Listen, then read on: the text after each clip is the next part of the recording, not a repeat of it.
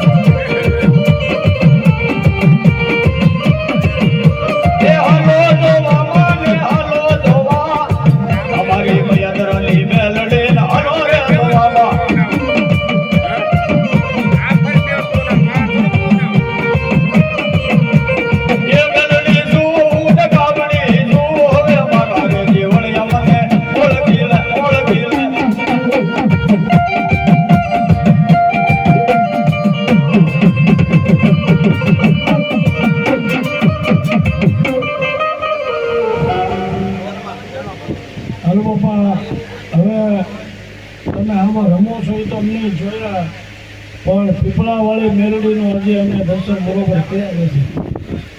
અને તો પીપળાવાળી મેલડી જો આપોઆપ આવ્યો ને કદાચ નાનું ખોલ્યું ભરતો મળે તો એક તારા જીવનમાંથી તું બોલ કે હું અમુક મેલડી જ છો એવું હું નથી કહેતો, પણ તું જે હોય એનું નામ દેતો કઈ ખબર પડે બાબા. હાલ છે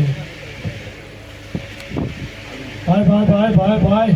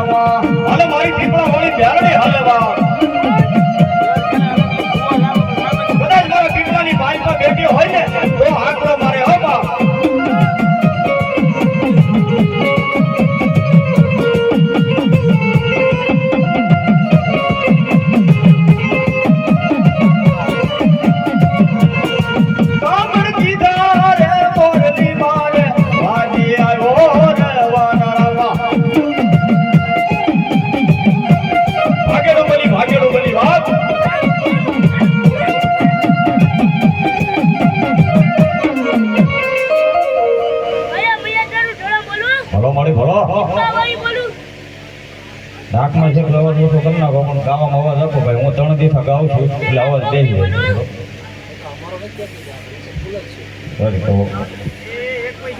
આપણા મતના હોય લાવો માતા.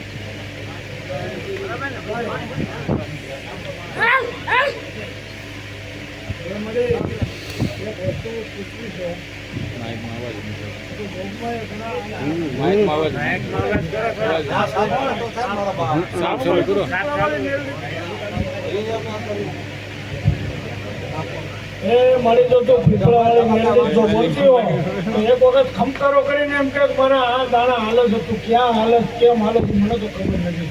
વસને હાલત બધે હાલત કેમ હાલત તને ખબર હોય. અને એમ છતાં જો એક શબ્દ વસનને દઈ દે હું પીપળાવાળી મેલડી બોલો ખમકારો કરી મારી પાસે એમાં તને હું વાંધો. આ તો તારી રહી જ બધી બેઠી છે. ભલો મળી ભલો ભાઈ પણ આ ઓલી છેલ્લી જે પરીક્ષાઓ આવે ને ડોક્ટર થાય એ બધી પરીક્ષાઓ આ છેલ્લી પરીક્ષા છે. આ ખોલીએ બાબા સમજો બધો એક એક દેવનો વાસ અમે જોઈ લીધો છે અને અમે પછી આને હિસાબ આપ્યો હતો. હવે અત્યારે એ બાજુ જો કાંઈ નહીં પડે તો બોલવું. એટલે મારી પાસે જોગમાં કે કોઈને સમજો કોઈને કોઈને માન અપમાન થવા નથી દીધું અને આટલા બધા બેઠા છે તો તું કાંઈ બીજું બોલતો તો અમારે શું એ મારી તો ન્યાય ધર્મની દેવ હો, પેટલાની મારી પાસે બેઠી હો તો મારી પાસે કદાચ ફરી ધારનો ખીસડો ખવડાવ્યો હોય અને ખાઈને ખોટું કહીને એ તો તું મારી પીપળાવાળી મેલડી ન હોય બા. ભલો મારી ભલો હાલ જોઈએ.